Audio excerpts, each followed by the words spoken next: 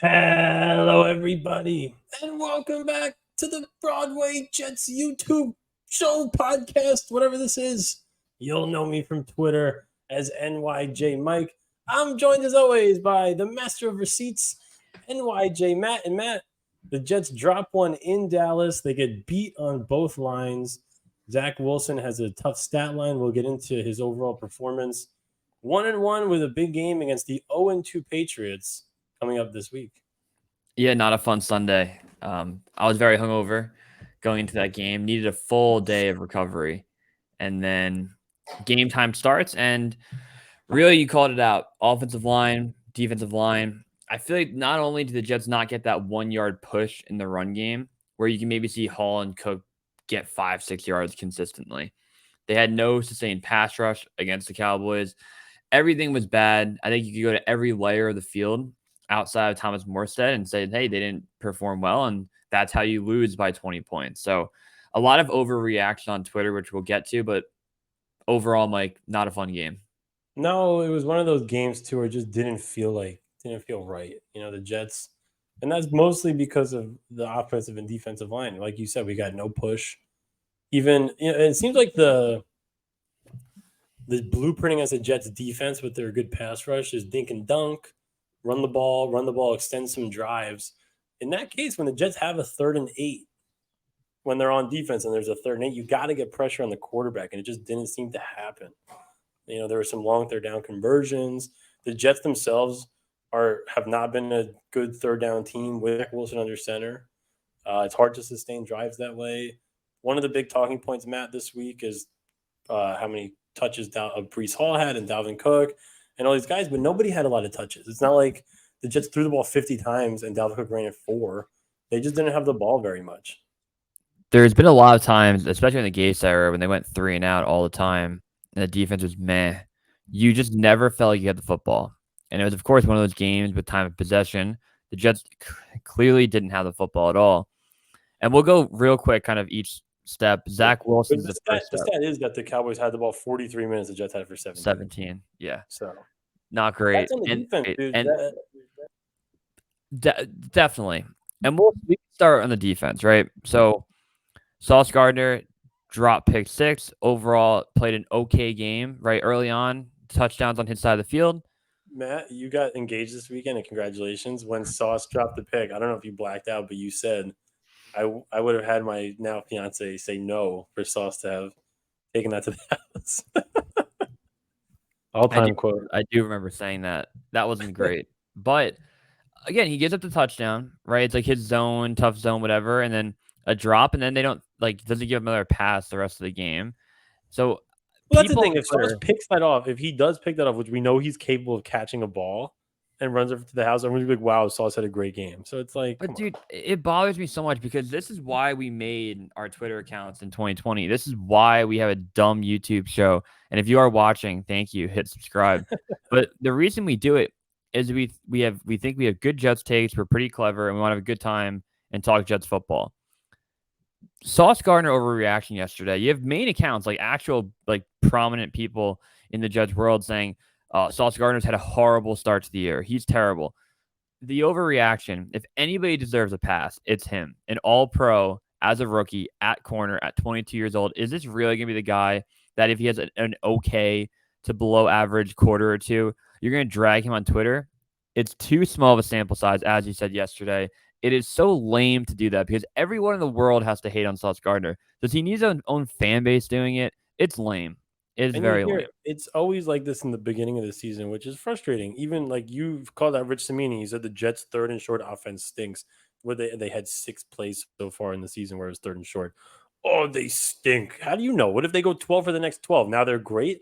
Look at the fucking Giants fans. Everyone's giving up on their season, and it was a dirty start to the season. You're down 60-0 in the first 6 quarters, but now you're 1-1. Now everyone's we're back. Whatever. Fuck you. Just have some conviction with the things that you think. It doesn't have to be the most. Everything is so flippity floppity, especially in 2 weeks. It's been 2 weeks. Yes, and we can say in the same light that hey, the Jets, if their pass rush isn't there week 3 and 4, if they continue not to be able to stop the screen, then we can start having that conversation. The Sauce thing really bothered me yesterday.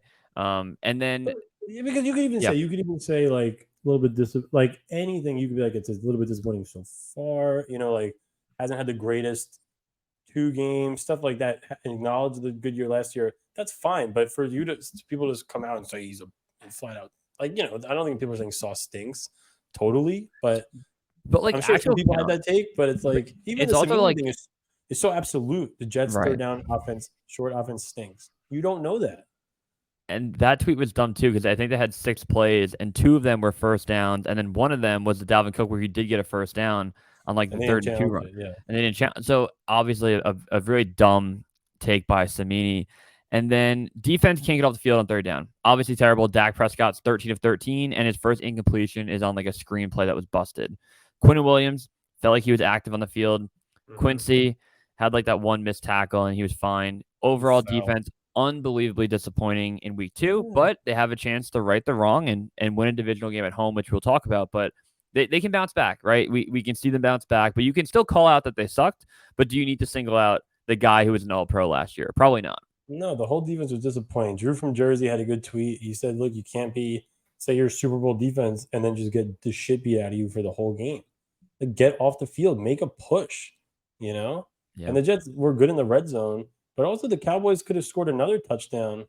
They got stopped inside the 20-yard. It just was a not a good defensive performance, and it doesn't help the offense. And the offense, of course, doesn't help the defense. Let's talk about Zach Wilson because Matt, what if we're sitting there at halftime and we're looking around like, man, Zach played pretty well in the first half, and he's 5 for 10 with like 90 yards. Like that, what kind of bar do we have? It's the lowest bar in the history of bars. You can't even limbo under that bar. You got to take the kid gloves off when you talk about Zach because people were on Twitter, and rightfully so. I'm happy he stepped in the pocket and moved a little bit. He was fine in that last drive where they scored a touchdown at the end of the half. But we're sitting in the backyard, to your point, and we have like Cowboys fans and other people there. Like, hey, he looked pretty good today. And we're like, yeah. 5 for 10, like 87 yards. And obviously the one on the 68-yard touchdown to Garrett Wilson is a good throw. Great throw, great route, great finish. Everything's good, right? We talk about that. Yeah. But is the bar going to be he's 8 for 16? People are telling me how good he's playing. And then he throws one pick, which was a bad pick, one pick, which was a really who cares? He's trying to be aggressive downfield. And then a third pick, which is another bad throw. So, yeah, he didn't have a good game. You can say he was pressing and all that stuff, but you can't be right. And 5 for 10 at halftime. In fairness, yeah. The offensive line played horrible. We saw the grades were all awful in pass blocking. But it's going to be like this every week. You play a good defense. Oh, the Patriots have a good defense. Then we go play the Chiefs. That's going to be a problem too, right? Oh, so it's not on Zach. We play the Chiefs. Then we go to Denver. Then we play the Eagles. It's not on Zach. It's not on Zach. At some point, 12 for 27. It's not fucking 1967. Like we can complete every other quarterback in football completes 60% of passes, whatever. Everybody, guys get hurt. They bring in Gardner Minshew. He's 18 for 21. CJ Stroud is 30 for 47 with 380 yards. It's just a different game. You can go get Andy Dalton. He could throw 18 for 25 with 170 yards. Anybody could do it. Anybody. That's just frustrating to watch. And you can't sustain drives this way when your guy is completing 46% of his passes. And again, Micah Parsons was insane. And the Cowboys only blitzed 5 times and had 53% pressure rate, which is disgusting. And that's not on Zach. But it just doesn't inspire confidence. Yeah, and we talked about sample size before. Yeah, we get it. And then this is This is 3 years of the same game shit. 22 for him or whatever it was. And yeah, it's still the same thing. And if it was, I could give him a pass. Dwayne Brown did not have a good game, probably a career bad game. Connor McGovern had an 11 PFF grade, which is borderline hilarious. Becton, I feel like he held his own. He's like the main character from Stranger Things. Yes. His PFF grade. And then Becton, I feel like held his own pretty well in pass pro, and then he has 3 penalties. So yeah, it just everything didn't feel right. Again, the guys that are out there. It wasn't also like the Jets were running the ball well and they just couldn't do anything, which is fine. You know what I mean? Like it's not like Brees was 4 carries for 40 yards and they didn't run it. He's 4 carries for like 7 yards. Not that they shouldn't have ran the ball a little more, whatever. And they probably should have ran the ball more to the right side, which is what people were calling out. But you couldn't get anything going. There was just nothing. I think Hull had a 9-yard run. He did. or like an 8-yard run, and then he had immediately like a 5-yard loss and got the play got blown up. And it was Because that was the dominant. first run. That was the first play of the game. The Jets ran an offense. Is Hall got murdered, or maybe it was Cook. I think it was Hall. But either way, they weren't moving the Cowboys back. They didn't have the ball, and like you said, this is what we've seen for years with the Gase stuff. It's like all these ingredients put together. It's not the way you run a sustainable offense, and you can't have an identity that way. Yep, and everything. I really believe this. The loss was terrible. I don't feel great about it. As long as they answer the call on Sunday, it's okay. You can lose to a top 5 team in the NFL. I don't think the Patriots roster is that scary. This team hasn't beat them since 2015. You play them twice a year, and no more excuses, no nothing. If you come out, lay an egg, and I don't care if the defense plays like really good and they give up 17 points. If you lose 13-17 to the Patriots on Sunday, you are at a true crossroads with this entire franchise where you can't come up for big games. You can't win against rivals. You have to win Sunday. You do. And if you're 1-2 and then you see the Chiefs coming up next, you're staring at the barrel of being 1-3. Then it's what Broncos, Eagles coming up. Denver home against the Eagles, yeah. So you need to answer the call on Sunday. And they just need to get another quarterback in the building already. This is getting ridiculous. And Sal said they're not going to do it this week. So now you're just wasting time. And you want to do the whole, we don't want to hurt Zach's feelings. He can go fuck himself, honestly, which is fine. And again, rooting for Zach. He said all the right things. I don't think the game was 100% on him at all yesterday. But let's be smart and let's get a contingency plan in place now so that our season is not completely over in the matter of the next few weeks. On that note, Chiefs are not as scary as we thought. They scored fucking 17 points and they have no receivers because they're also stupid. I don't know how you're a general manager and you have the best quarterback in the history of the sport and you don't get a wide receiver on your team.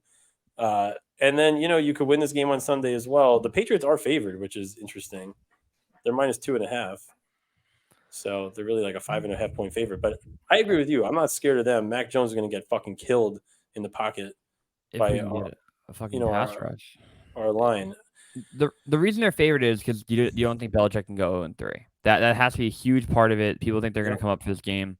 And then, yeah, it just it'll all play out on Sunday. And I'm excited for it. I had one other take. Oh, the quarterback. I get that you just like a team in the NFL isn't going to trade their backup quarterback in week 3. I get it. And we understood that. It was a take that I was probably clowned for a little bit more than I think I should have been. I would have gotten Carson Wentz to be the quarterback on this team.